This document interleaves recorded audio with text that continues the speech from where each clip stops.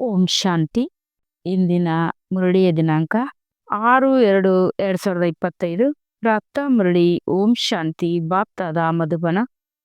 ಮಧುರ ಮಕ್ಕಳೇ, ಹಳೆಯ ಪ್ರಪಂಚದ ಮುಳ್ಳುಗಳನ್ನು ಹೊಸ ಪ್ರಪಂಚದ ಹೂಗಳನ್ನಾಗಿ ಮಾಡಬೇಕು. ಇದು ನೀವು ಬುದ್ಧಿವಂತ ಮಾಲಿಗಳ ಕೆಲಸವಾಗಿದೆ. ಪ್ರಶ್ನೆ: ಸಂಗಮ ಯುಗದಲ್ಲಿ ನೀವು ಮಕ್ಕಳು ಯಾವ ಶ್ರೇಷ್ಠ ಅದೃಷ್ಟವನ್ನು ರೂಪಿಸಿಕೊಳ್ಳುತ್ತೀರಿ? ಉತ್ತರ: ಮುಳ್ಳುಗಳಿಂದ ಸುಗಂಧಭರಿತ ಹೂಗಳಾಗುವುದು ಎಲ್ಲದಕ್ಕಿಂತ ಶ್ರೇಷ್ಠ ಅದೃಷ್ಟವಾಗಿದೆ. ಒಂದು ವೇಳೆ ಯಾವುದಾದರೂ ವಿಕಾರವಿದ್ದರೆ ಮುಳ್ಳಾಗಿದ್ದಾರೆಂದರ್ಥ. ಯಾವಾಗ ಮುಳ್ಳಿನಿಂದ ಹೂವಾಗಿರೋ ಆಗಲೇ ಸತೋಪ್ರಧಾನ ದೇವಿ ದೇವತೆಗಳಾಗುವಿರಿ. ನೀವು ಮಕ್ಕಳಿಗೆ 21 ಪೀಳಿಗೆಗಾಗಿ ಸೂರ್ಯವಂಶಿ ಅದೃಷ್ಟವನ್ನು ರೂಪಿಸಿಕೊಳ್ಳಲು ಬಂದಿದ್ದೀರಿ. ಗೀತೆಯಾಗಿದೆ: ಅದೃಷ್ಟವನ್ನು ಬೆಳಗಿಸಿಕೊಂಡು ಬಂದಿದ್ದೇನೆ. ಓಂ ಶಾಂತಿ. ಮಕ್ಕಳು ಗೀತೆಯನ್ನು ಕೇಳಿದ್ದೀರಿ. ಇದಂತೂ ಸಾಮಾನ್ಯ ಗೀತೆಯಾಗಿದೆ, ಏಕೆಂದರೆ ನೀವು ಮಾಲಿಗಳು. ತಂದೆಯು ಮಾಲೀಕನಾಗಿದ್ದಾರೆ. ಈಗ ಮಾಲಿಗಳು ಮುಳ್ಳುಗಳಿಂದ ಹೂಗಳನ್ನಾಗಿ ಮಾಡಬೇಕಾಗಿದೆ. ಈ ಶಬ್ದವು ಬಹಳ ಸ್ಪಷ್ಟವಾಗಿದೆ. ಭಕ್ತರು ಭಗವಂತನ ಬಳಿ ಬಂದಿದ್ದೀರಿ. ಇವರೆಲ್ಲರೂ ಭಕ್ತಿನೀಯರಾಗಿದ್ದಾರಲ್ಲವೇ? ಈಗ ಜ್ಞಾನದ ವಿದ್ಯೆಯನ್ನು ಓದಲು ತಂದೆಯ ಬಳಿ ಬಂದಿದ್ದೀರಿ. ಈ ರಾಜಯೋಗದ ವಿದ್ಯೆಯಿಂದಲೇ ಹೊಸ ಪ್ರಪಂಚದ ಮಾಲೀಕರಾಗುತ್ತೀರಿ. ಆದ್ದರಿಂದ ನಾವು ಅದೃಷ್ಟವನ್ನು ಬೆಳಗಿಸಿಕೊಂಡು ಬಂದಿದ್ದೇವೆ. ಹೊಸ ಪ್ರಪಂಚವನ್ನು ಹೃದಯದಲ್ಲಿ ಶೃಂಗರಿಸಿಕೊಂಡು ಬಂದಿದ್ದೇವೆಂದು ಭಕ್ತನೀಯರು ಹೇಳುತ್ತಾರೆ. ತಂದೆಯೂ ಸಹ ಪ್ರತಿನಿತ್ಯವೂ ತಿಳಿಸುತ್ತಾರೆ. ಮಧುರ ಮನೆ ಮತ್ತು ಮಧುರ ರಾಜಧಾನಿಯನ್ನು ನೆನಪು ಮಾಡಲೇಬೇಕಾಗಿದೆ. ಪ್ರತಿಯೊಂದು ಸೇವಾ ಕೇಂದ್ರದಲ್ಲಿ ಮುಳ್ಳುಗಳಿಂದ ಹೂಗಳಾಗಿದ್ದಾರೆ. ಹೂಗಳಲ್ಲಿಯೂ ನಂಬರ್ ವಾರ್ ಇರುತ್ತದೆ ಅಲ್ಲವೇ? ಶಿವನ ಮೇಲೆ ಹೂಗಳನ್ನು ಹಾಕುತ್ತಾರೆ. ಕೆಲವರು ಕೆಲವೊಂದು ರೀತಿಯ ಹೂಗಳನ್ನು ಇಡುತ್ತಾರೆ. ಗುಲಾಬಿ ಹೂವು ಮತ್ತು ಎಕ್ಕದ ಹೂವಿನಲ್ಲಿ ರಾತ್ರಿ ಹಗಲಿನ ಅಂತರವಿದೆ. ಇದೂ ಸಹ ಹೂದೋಟವಾಗಿದೆ. ಕೆಲವರು ಸಂಪಿಗೆ ಹೂಗಳು ಇದ್ದಾರೆ. ಮಲ್ಲಿಗೆ ಹೂಗಳಂತವರು ಇದ್ದಾರೆ. ಇನ್ನೂ ಕೆಲವರು ಎಕ್ಕದ ಹೂವಿನಂತವರು ಇದ್ದಾರೆ. ಮಕ್ಕಳಿಗೆ ಗೊತ್ತಿದೆ, ಈ ಸಮಯದಲ್ಲಿ ಎಲ್ಲರೂ ಮುಳ್ಳುಗಳಾಗಿದ್ದಾರೆ. ಈ ಪ್ರಪಂಚವೇ ಮುಳ್ಳುಗಳ ಕಾಡಾಗಿದೆ.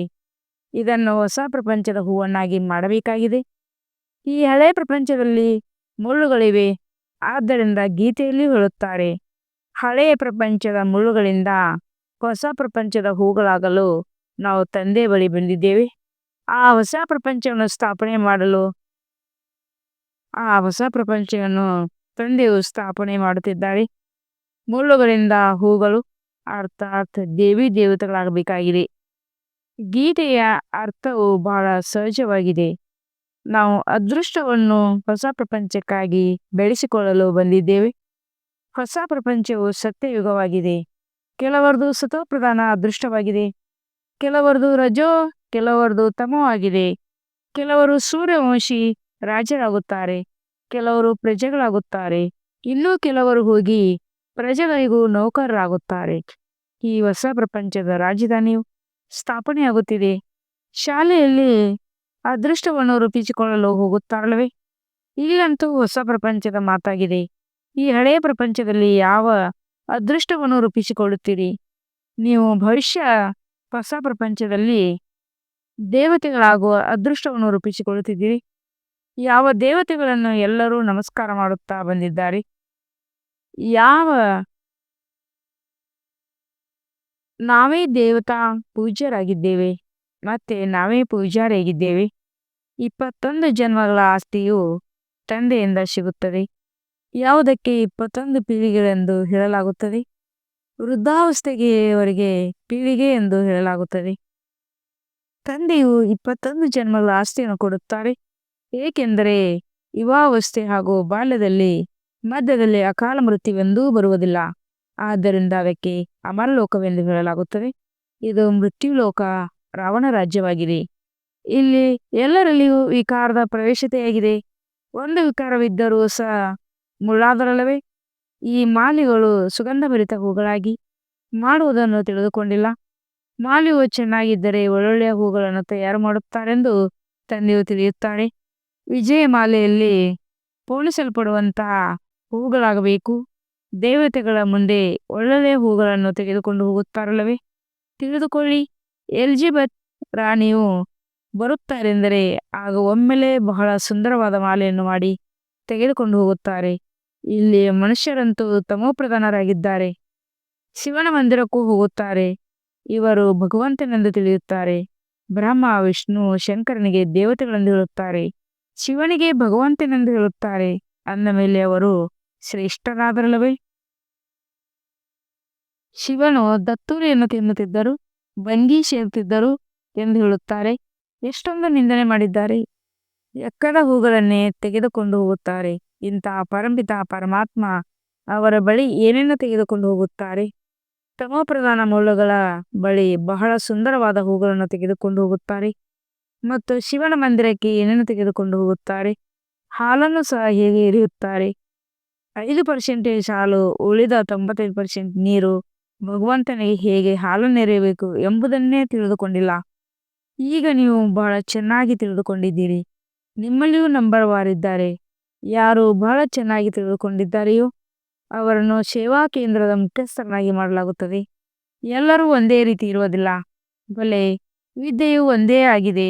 ಮನುಷ್ಯರಿಂದ ದೇವತೆಗಳಾಗುವುದೇ ಗುರಿ, ಉದ್ದೇಶವಾಗಿದೆ. ಆದರೆ ಶಿಕ್ಷಕರಂತೂ ನಂಬರ್ ವಾರಿದ್ದಾರಲ್ಲವೇ? ವಿಜಯಮಾಲೆಯಲ್ಲಿ ಬರುವ ಮುಖ್ಯ ಆಧಾರ ವಿದ್ಯೆಯಾಗಿದೆ. ವಿದ್ಯೆಯು ಒಂದೇ ಆಗಿರುತ್ತದೆ. ಅದರಲ್ಲಿ ತೇರ್ಗಡೆಯ ಅಂಕಗಳಂತೂ ಇರುತ್ತವೆ ಅಲ್ಲವೇ? ಎಲ್ಲವೂ ವಿದ್ಯೆಯ ಮೇಲೆ ಆಧಾರಿತವಾಗಿದೆ. ಕೆಲವಂತೂ ವಿಜಯಮಾಲೆಯ 8 ಮಣಿಗಳಲ್ಲಿ ಬರುತ್ತಾರೆ. ಕೆಲವರು 108ರಲ್ಲಿ ಕೆಲವರು 16,108ರಲ್ಲಿ ಬರುತ್ತಾರೆ. ಹೇಗೆ ಮನೆತನಗಳನ್ನಾಗಿ ಮಾಡುತ್ತಾರಲ್ಲವೇ?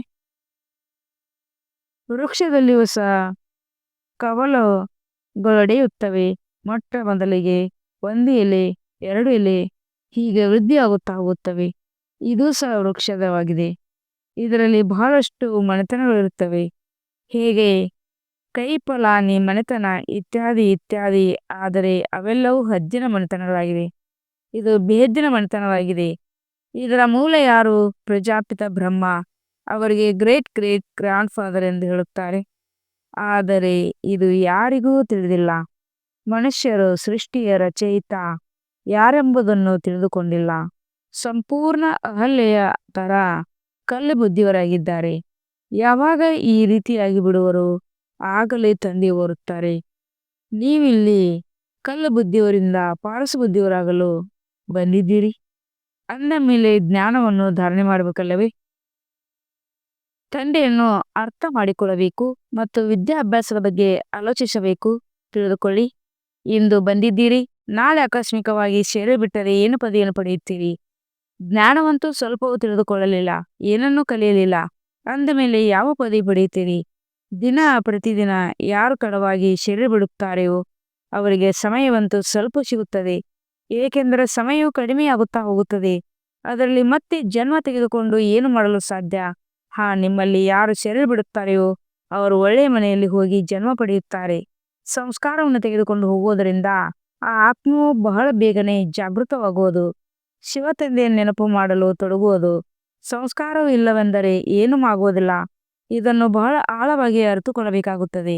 ಮಾಲೆಯು ಒಳ್ಳೊಳ್ಳೆಯ ಹೂಗಳನ್ನು ತೆಗೆದುಕೊಂಡು ಬರುತ್ತಾರೆಂದರೆ ಅವರ ಮಹಿಮೆಯನ್ನು ಮಾಡಲಾಗುತ್ತದೆ. ಹೂಗಳನ್ನಾಗಿ ಮಾಡುವುದು ಮಾಲೆಯ ಕರ್ತವ್ಯವಲ್ಲವೇ?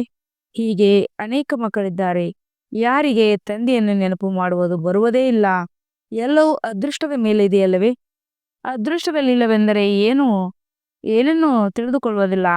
ಅದೃಷ್ಟವಂತ ಮಕ್ಕಳು ತಂದೆಯನ್ನು ಯಥಾರ್ಥ ರೀತಿಯಿಂದ ಅರಿತುಕೊಂಡು ಅವರನ್ನು ಪೂರ್ಣ ರೀತಿಯಲ್ಲಿ ನೆನಪು ಮಾಡುತ್ತಾರೆ. ತಂದೆಯ ಜೊತೆಗೆ ಹೊಸ ಪ್ರಪಂಚವನ್ನು ನೆನಪು ಮಾಡುತ್ತಿರುತ್ತಾರೆ.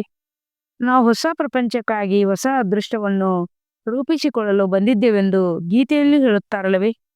21 ಜನ್ಮಗಳಿಗಾಗಿ ತಂದೆಯಿಂದ ರಾಜ್ಯಭಾಗ್ಯವನ್ನು ತೆಗೆದುಕೊಳ್ಳಬೇಕಾಗುತ್ತದೆ. ಈ ನಶೆ ಮತ್ತು ಖುಷಿಯಲ್ಲಿದ್ದಾಗ ಇಂತಹ ಗೀತೆಗಳ ಅರ್ಥವನ್ನು ಸನ್ನೆಯಿಂದಲೇ ಅರಿತುಕೊಳ್ಳುವಿರಿ. ಶಾಲೆಯಲ್ಲಿಯೂ ಸಹ ಯಾರ ಅದೃಷ್ಟದಲ್ಲಾದರೂ ಇಲ್ಲವೆಂದರೆ ಅವರು ಅನುತ್ತೀರ್ಣರಾಗಿ ಬಿಡುತ್ತಾರೆ. ಇದಂತೂ ಬಹಳ ದೊಡ್ಡ ಪರೀಕ್ಷೆಯಾಗಿದೆ. ಸ್ವಯಂ ಭಗವಂತನೇ ಕುರಿತು ಓದಿಸುತ್ತಾರೆ. ಈ ಜ್ಞಾನವು ಎಲ್ಲಾ ಧರ್ಮದವರಿಗಾಗಿ ಇದೆ. ತಂದೆಯು ತಿಳಿಸುತ್ತಾರೆ, ತನ್ನನ್ನು ಆತ್ಮನೆಂದು ತಿಳಿದು ತಂದೆಯಾದ ನನ್ನನ್ನು ನೆನಪು ಮಾಡಿ. ನಿಮಗೆ ತಿಳಿದಿದೆ, ಯಾವುದೇ ದೇಹಧಾರಿ ಮನುಷ್ಯರಿಗೆ ಭಗವಂತನೆಂದು ಹೇಳಲು ಸಾಧ್ಯವಿಲ್ಲ. ಬ್ರಹ್ಮ ವಿಷ್ಣು ಶಂಕರನಿಗೂ ಸಹ ಭಗವಂತನೆಂದು ಹೇಳುವುದಿಲ್ಲ. ಅವರೂ ಸಹ ಸೂಕ್ಷ್ಮಾವತನವಾಸಿ ದೇವತೆಗಳಾಗಿದ್ದಾರೆ. ಇಲ್ಲಿ ಮನುಷ್ಯರಿದ್ದಾರೆ, ದೇವತೆಗಳಿಲ್ಲ. ಇದು ಮನುಷ್ಯ ಲೋಕವಾಗಿದೆ. ಈ ಲಕ್ಷ್ಮೀನಾರಾಯಣ ಮೊದಲಾದ ದೈವಿ ಗುಣವುಳ್ಳ ಮನುಷ್ಯರಾಗಿದ್ದಾರೆ. ಅದಕ್ಕೆ ದೇವತಾ ಧರ್ಮವೆಂದು ಹೇಳಲಾಗುತ್ತದೆ. ಸತ್ಯಯುಗದಲ್ಲಿ ಎಲ್ಲರೂ ದೇವತೆಗಳಿರುತ್ತಾರೆ. ಸೂಕ್ಷ್ಮಾವತನದಲ್ಲಿ ಬ್ರಹ್ಮ ವಿಷ್ಣು ಶಂಕರಿರುತ್ತಾರೆ. ಬ್ರಹ್ಮ ದೇವತಾಯ ನಮ, ವಿಷ್ಣು ದೇವತಾಯ ನಮ ಎಂದು ಹೇಳುತ್ತಾರೆ. ನಂತರ ಶಿವ ಪರಮಾತ್ಮಾಯ ನಮ ಎಂದು ಹೇಳುತ್ತಾರೆ. ಶಿವನಿಗೆ ದೇವತೆ ಎಂದು ಹೇಳುವುದಿಲ್ಲ ಮತ್ತು ಮನುಷ್ಯರಿಗೆ ಭಗವಂತನೆಂದು ಹೇಳಲು ಸಾಧ್ಯವಿಲ್ಲ. 3 ಅಂತಸ್ತು ಮಹಡಿಗಳಿಲ್ಲವೇ? ನಾವು 3ನೇ ಅಂತಸ್ತಿನಲ್ಲಿದ್ದೇವೆ. ಸತ್ಯಯುಗದ ಯಾರು ದೈವಿ ಗುಣವಂತ ಮನುಷ್ಯರಿದ್ದಾರೆಯೋ ಅವರೇ ಮತ್ತೆ ಹಸುರಿ ಗುಣವಂತರಾಗಿ ಬಿಡುತ್ತಾರೆ. ಮಾಯೆ ಗ್ರಹಣವು ಹಿಡುವುದರಿಂದ ಕಪ್ಪಾಗಿ ಬಿಡುತ್ತಾರೆ. ಹೇಗೆ ಚಂದ್ರನಿಗೂ ಗ್ರಹಣ ಹಿಡಿಯುತ್ತದೆ ಅಲ್ಲವೇ? ಅವು ಹದ್ದಿನ ಮಾತುಗಳಾಗಿವೆ. ಇದು ಬೇಹದ್ದಿನ ಮಾತಾಗಿದೆ. ಬೇಹದ್ದಿನ ದಿನ ಮತ್ತು ಬೇಹದ್ದಿನ ರಾತ್ರಿಯಾಗಿದೆ. ಬ್ರಹ್ಮಣ ದಿನ ಮತ್ತು ರಾತ್ರಿ ಎಂದು ಹೇಳುತ್ತಾರೆ. ನೀವು ಸಹ ಈಗ ಒಬ್ಬ ತಂದೆಯಿಂದಲೇ ಓದಬೇಕಾಗಿದೆ. ಮತ್ತೆಲ್ಲವನ್ನು ಮರೆತು ಬಿಡಬೇಕಾಗಿದೆ. ತಂದೆಯ ಮೂಲಕ ಓದುವುದರಿಂದ ನೀವು ಸುತೋಪ್ರಧಾನ ಹೊಸ ಪ್ರಪಂಚದ ಮಾಲೀಕರಾಗಿ ಬಿಡುತ್ತೀರಿ. ಇದು ಸತ್ಯವಾದ ಗೀತಾ ಪಾಠಶಾಲೆಯಾಗಿದೆ. ಪಾಠಶಾಲೆಯಲ್ಲಿ ಯಾವಾಗಲೂ ಇರುವುದಿಲ್ಲ. ಭಕ್ತಿ ಮಾರ್ಗವು ಭಗವಂತನೊಂದಿಗೆ ಮಿಲನ ಮಾಡುವ ಮಾರ್ಗವಾಗಿದೆ. ಎಷ್ಟು ಹೆಚ್ಚಿನ ಭಕ್ತಿ ಮಾಡುವರೋ ಅಷ್ಟು ಭಗವಂತನು ಪ್ರಸನ್ನರಾಗುವ ಮತ್ತು ಫಲವನ್ನು ಕೊಡುವರೆಂದು ಮನುಷ್ಯರು ತಿಳಿಯುತ್ತಾರೆ. ಇವೆಲ್ಲ ಮಾತುಗಳು ನೀವೇ ಈಗ ತಿಳಿದುಕೊಂಡಿದ್ದೀರಿ. ಭಗವಂತನು ಒಬ್ಬರೇ ಆಗಿದ್ದಾರೆ. ಅವರು ಫಲವನ್ನು ಈಗಲೇ ಕೊಡುತ್ತಾರೆ. ಯಾರು ಮೊಟ್ಟ ಮೊದಲು ಸೂರ್ಯವಂಶಿ ಪೂಜ್ಯರಾಗಿದ್ದರೂ ಅವರೇ ಎಲ್ಲರಿಗಿಂತ ಹೆಚ್ಚಿನ ಭಕ್ತಿ ಮಾಡಿದ್ದಾರೆ. ಅವರೇ ಇಲ್ಲಿಗೆ ಬರುತ್ತಾರೆ. ನೀವೇ ಮೊಟ್ಟ ಮೊದಲು ಶಿವತಂದೆಯ ಅವ್ಯಭಿಚಾರಿ ಭಕ್ತಿ ಮಾಡಿದ್ದೀರಿ. ಅದರಿಂದ ಅವಶ್ಯವಾಗಿ ನೀವೇ ಮೊಟ್ಟ ಮೊದಲ ಭಕ್ತರಾಗಿದ್ದೀರಿ. ನಂತರ ಕೆಳಗಿಳಿಯುತ್ತಾ ಇಳಿಯುತ್ತಾ ತಮೋಪ್ರಧಾನರಾಗಿ ಬಿಡುತ್ತೀರಿ. ನೀವು ಅರ್ಧಕಲ್ಪ ಭಕ್ತಿ ಮಾಡಿದಿರಿ. ಆದ್ದರಿಂದ ನಿಮಗೆ ಮೊದಲು ಜ್ಞಾನವನ್ನು ಕೊಡುತ್ತಾರೆ. ನಿಮ್ಮಲ್ಲಿಯೂ ನಂಬರ್ವಾರಿದ್ದಾರೆ. ನಾವು ದೂರ ಇದ್ದೇವೆ, ಆದ್ದರಿಂದ ಪ್ರತಿನಿತ್ಯ ಓದಲು ಆಗುವುದಿಲ್ಲವೆಂಬ ನೆನಪು ಈ ವಿದ್ಯೆಯಲ್ಲಿ ನಡೆಯುವುದಿಲ್ಲ. ನಾವು 10 ಮೈಲಿ ದೂರ ಇದ್ದೇವೆಂದು ಕೆಲವರು ಹೇಳುತ್ತಾರೆ. ಅರೆ, ತಂದೆ ನೆನಪಿನಲ್ಲಿ ನೀವು 10 ಮೈಲಿಗಳು ಕಾಲ್ನಡಿಗೆಯಲ್ಲಿ ಹೋದರೂ ಸಹ ಎಂದೂ ಸುತ್ತಾಗುವುದಿಲ್ಲ. ಎಷ್ಟು ದೊಡ್ಡ ಖಜಾನೆಯನ್ನು ಪಡೆಯಲು ಹೋಗುತ್ತೀರಿ. ತೀರ್ಥಸ್ಥಳಗಳಲ್ಲಿ ಮನುಷ್ಯರು ದರ್ಶನ ಮಾಡುವುದಕ್ಕಾಗಿ ಕಾಲ್ನಡಿಗೆಯಲ್ಲಿ ಹೋಗುತ್ತಾರೆ. ಎಷ್ಟೊಂದು ಪರಿಶ್ರಮ ಪಡುತ್ತಾರೆ. ಇದಂತೂ ಒಂದೇ ನಗರದ ಮಾತಾಗಿದೆ. ತಂದೆಯು ತಿಳಿಸುತ್ತಾರೆ, ನಾನು ನಿಮಗೆ ಓದಿಸಲು ಎಷ್ಟೊಂದು ದೂರದಿಂದ ಬಂದಿದ್ದೇನೆ. ಆದರೆ ನೀವು ನಮ್ಮ ಮನೆಯು 5 ಮೈಲಿ ದೂರದಲ್ಲಿದೆವೆಂದು ಹೇಳುತ್ತೀರಿ. ಖಜಾನೆಯನ್ನು ಪಡೆದುಕೊಳ್ಳಲು ಓಡೋಡಿ ಬರಬೇಕು. ಅಮರನಾಥದಲ್ಲಿ ಕೇವಲ ಹೋಗುತ್ತಾರೆ. ಅಮರನಾಥದಲ್ಲಿ ಕೇವಲ ದರ್ಶನ ಮಾಡುವುದಕ್ಕಾಗಿ ಎಲ್ಲಿಂದಲೋ ಹೋಗುತ್ತಾರೆ. ಇಲ್ಲಂತೂ ಸ್ವಯಂ ಅಮರನಾಥ ತಂದೆಯೇ ಓದಿಸುತ್ತಾರೆ. ನಿಮ್ಮನ್ನು ವಿಶ್ವದ ಮಾಲೀಕರನ್ನಾಗಿ ಮಾಡಲು ಬಂದಿದ್ದೇನೆ.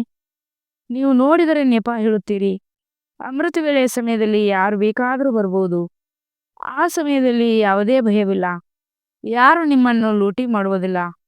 ಒಂದು ವೇಳೆ ಯಾವುದೇ ಆಭರಣಗಳಿದ್ದರೆ ಕಸಿದುಕೊಳ್ಳುತ್ತಾರೆ. ಕಳ್ಳರಿಗೆ ಬೇಕಾಗಿರುವುದೇ ಹಣ, ವಸ್ತು ಇತ್ಯಾದಿ. ಆದರೆ ಯಾರ ಅದೃಷ್ಟದಲ್ಲಿಲ್ಲವೋ ಅವರು ಬಹಳ ನೆನಪವನ್ನು ಕೇಳುತ್ತಿರುತ್ತಾರೆ. ಓದದೇ ಇದ್ದರೆ ತಮ್ಮ ಪದವಿಯನ್ನು ಕಳೆದುಕೊಳ್ಳುತ್ತಾರೆ. ತಂದೆಯು ಭಾರತದಲ್ಲೇ ಬರುತ್ತಾರೆ. ಭಾರತವನ್ನು ಸ್ವರ್ಗವನ್ನಾಗಿ ಮಾಡುತ್ತಾರೆ. ಸೆಕೆಂಡಿನಲ್ಲಿ ಜೀವನ್ಮುಕ್ತಿಯ ಮಾರ್ಗವನ್ನು ತಿಳಿಸುತ್ತಾರೆ. ಆದರೆ ಪುರುಷಾರ್ಥವನ್ನು ಮಾಡಬೇಕಲ್ಲವೇ? ಹೆಜ್ಜೆಯನ್ನಿಡಲಿಲ್ಲವೆಂದರೆ ಗುರಿಯನ್ನು ತಲುಪಲು ಸಾಧ್ಯ? ನೀವು ಮಕ್ಕಳು ತಿಳಿದುಕೊಂಡಿದ್ದೀರಿ. ಇದು ಆತ್ಮಗಳ ಮತ್ತು ಪರಮಾತ್ಮನ ಮೇಳವಾಗಿದೆ. ತಂದೆಯ ಬಳಿ ಸ್ವರ್ಗದ ಆಸ್ತಿಯನ್ನು ಪಡೆಯಲು ಬಂದಿದ್ದೇವೆ. ಹೊಸ ಪ್ರಪಂಚದ ಸ್ಥಾಪನೆಯಾಗುತ್ತಿದೆ. ಸ್ಥಾಪನಾ ಕಾರ್ಯವು ಪೂರ್ಣವಾಯಿತೆಂದರೆ ವಿನಾಶವು ಆರಂಭವಾಗಿ ಬಿಡುವುದು. ಇದು ಅದೇ ಮಹಾಭಾರತದ ಯುದ್ಧವಾಗಿದೆಯಲ್ಲವೇ? ಮಧುರಾತಿ ಮಧುರ ಅಗಲಿ ಹೋಗಿ ಮರಳಿ ಸಿಕ್ಕಿರುವ ಮಕ್ಕಳ ಪ್ರತಿ ಮಾತ್ಪಿತಾ ಬಾಪ್ತಾದರ ನೆನಪು, ಪ್ರೀತಿ ಹಾಗೂ ಸುಪ್ರಭಾತ. ಆತ್ಮಿಕ ತಂದೆಯ ಆತ್ಮಿಕ ಮಕ್ಕಳಿಗೆ ನಮಸ್ತೆ. हम रूहानी बच्चों की रूहानी बापदादा को याद प्यार और गुड मॉर्निंग और नमस्ते नमस्ते नमस्ते. शुक्रिया बाबा, शुक्रिया. वहा बाबा वहा. ಧಾರ್ಮಿಕವಾಗಿ ಮುಖ್ಯ ಸಾರ. ತಂದೆಯ ಯಾವ ಜ್ಞಾನದ ಖಜಾನೆಯನ್ನು ಕೊಡುತ್ತಿದ್ದಾರೆ ಅದನ್ನು ತೆಗೆದುಕೊಳ್ಳಲು ಓಡೋಡಿ ಬರಬೇಕು. ಇದರಲ್ಲಿ ಯಾವುದೇ ಪ್ರಕಾರದ ನೆನಪವನ್ನು ಹೇಳಬಾರದು. ಇದರಲ್ಲಿ ಯಾವುದೇ ಪ್ರಕಾರದ ನೆಪವನ್ನು ಹೇಳಬಾರದು. ತಂದೆಯ ನೆನಪಿನಲ್ಲಿ 10 ಮೈಲಿಗಳನ್ನು ಕಾಲ್ನಡಿಗೆಯಲ್ಲಿ ಹೋದರೂ ಸಹ ಸುಸ್ತಾಗುವುದಿಲ್ಲ. ವಿಜಯಮಾಲೆಯಲ್ಲಿ ಬರುವ ಆಧಾರವು ಇದ್ದೇ ಆಗಿದೆ. ವಿದ್ಯಾಭ್ಯಾಸದ ಮೇಲೆ ಪೂರ್ಣ ಗಮನ ಕೊಡಬೇಕಾಗಿದೆ. ಮುಳ್ಳುಗಳನ್ನು ಹೂಗಳನ್ನಾಗಿ ಮಾಡುವ ಸೇವೆ ಮಾಡಬೇಕಾಗಿದೆ. ಮಧುರ ಮನೆ ಮತ್ತು ಮಧುರ ರಾಜ್ಯವನ್ನು ನೆನಪು ಮಾಡಬೇಕು. ವರದಾನ: ಸಂಗಮ ಯುಗದ ಮಹತ್ವವನ್ನು ತಿಳಿದು ಒಂದಕ್ಕೆ ಲೆಕ್ಕವಿಲ್ಲದಷ್ಟು ಬಾರಿ ಪ್ರತಿಫಲ ಪ್ರಾಪ್ತಿ ಮಾಡಿಕೊಳ್ಳುವಂಥ ಸರ್ವಪ್ರಾಪ್ತಿ ಸಂಪನ್ನ ಭವ. ಸಂಗಮ ಯುಗದಲ್ಲಿ ಬಾಬಾರವರ ವಾಯ್ದೆಯಾಗಿದೆ. ಒಂದು ಕೊಡಿ ಲಕ್ಷ್ಯ ತೆಗೆದುಕೊಳ್ಳಿ. ಹೀಗೆ ಸರ್ವಶ್ರೇಷ್ಠ ಸಮಯ, ಸರ್ವಶ್ರೇಷ್ಠ ಜನ್ಮ, ಸರ್ವಶ್ರೇಷ್ಠ ಟೈಟಲ್ ಈ ಸಮಯದಾಗಿದೆ. ಹಾಗೆ ಸರ್ವಪ್ರಾಪ್ತಿಗಳ ಅನುಭವ ಈಗಲೇ ಆಗುತ್ತದೆ. ಈಗ ಒಂದಕ್ಕೆ ಕೇವಲ 1,00,000 ಗುಣ ಸಿಕ್ಕುವುದಲ್ಲ, ಆದರೆ ಯಾವಾಗ ಬೇಕೋ, ಹೇಗೆ ಬೇಕೋ, ಏನ್ ಬೇಕು ಕೊಡಲು ತಂದೆಯ ಸೇವಕನ ರೂಪದಲ್ಲಿ ಬಂಧಿತರಾಗಿದ್ದಾರೆ. ಒಂದಕ್ಕೆ ಲೆಕ್ಕವಿಲ್ಲದಷ್ಟು ಬಾರಿ ಪ್ರತಿಫಲ ಸಿಕ್ಕಿಬಿಡುತ್ತದೆ. ಏಕೆಂದರೆ ವರ್ತಮಾನ ಸಮಯ ವರದಾತನೇ ನಿಮ್ಮವರಾಗಿದ್ದಾರೆ. ಯಾವಾಗ ಬೀಜ ನಿಮ್ಮ ಕೈಯಲ್ಲಿದೆ ಆಗ ಬೀಜದ ಮುಖಾಂತರ ಏನ್ ಬೇಕೋ ಅದನ್ನು ಸೆಕೆಂಡ್ನಲ್ಲಿ ತೆಗೆದುಕೊಂಡು ಸರ್ವಪ್ರಾಪ್ತಿಗಳಿಂದ ಸಂಪನ್ನರಾಗುವಿರಿ. ಸ್ಲೋಗನ್: ಎಂಥದೇ ಪರಿಸ್ಥಿತಿ ಇರಲಿ, ಪರಿಸ್ಥಿತಿ ಮುಂದೆ ಹೋಗಿಬಿಡ್ತದೆ, ಆದರೆ ಖುಷಿ ಹೋಗೋದಿರಲಿ. ಎಂಥದೇ ಪರಿಸ್ಥಿತಿ ಇರಲಿ, ಪರಿಸ್ಥಿತಿ ಮುಂದೆ ಹೋಗಿಬಿಡುತ್ತದೆ, ಆದರೆ ಖುಷಿ ಹೋಗೋದಿರಲಿ. ಅವ್ಯಕ್ತ ಸೂಚನೆ: ಏಕಾಂತ ಪ್ರಿಯರಾಗಿ ಏಕತೆ ಮತ್ತು ಏಕಾಗ್ರತೆಯನ್ನು ತಮ್ಮದಾಗಿಸಿಕೊಳ್ಳಿ. ಕಾರ್ಯ ಮಾಡುವುದಕ್ಕಾಗಿ, ಸಫಲತೆಗಾಗಿ ಏಕತೆ ಮತ್ತು ಏಕಾಗ್ರತೆ ಇವೆರಡೂ ಶ್ರೇಷ್ಠ ಭುಜಗಳಾಗಿವೆ. ಏಕಾಗ್ರತೆ ಅರ್ಥಾತ್ ಸದಾ ನಿವ್ಯರ್ಥ ಸಂಕಲ್ಪ, ನಿವ್ಯರ್ಥ ಕಲ್ಪ. ಎಲ್ಲಿ ಏಕತೆ ಮತ್ತು ಏಕಾಗ್ರತೆ ಇದೆ ಅಲ್ಲಿ ಸಫಲತೆಯ ಕೊರಳಿನ ಹಾರವಾಗಿದೆ. ವರದಾತನಿಗೆ ಒಂದು ಶಬ್ದ ಪ್ರಿಯವಾಗಿದೆ: ಏಕವೃತ್ತ, ಒಂದೇ ಬಲ, ಒಂದೇ ಭರವಸೆ. ಜೊತೆಯಲ್ಲಿ ಏಕಮತ, ಮನ್ಮತವಿಲ್ಲ, ಪರಮತವಿಲ್ಲ, ಏಕರಸ, ಬೇರೆ ಯಾವ ವ್ಯಕ್ತಿ ಇಲ್ಲ, ವೈಭವದ ರಸವಿಲ್ಲ. ಇದೇ ರೀತಿ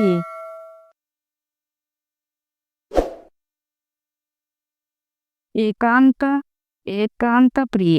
ಓಂ ಶಾಂತಿ.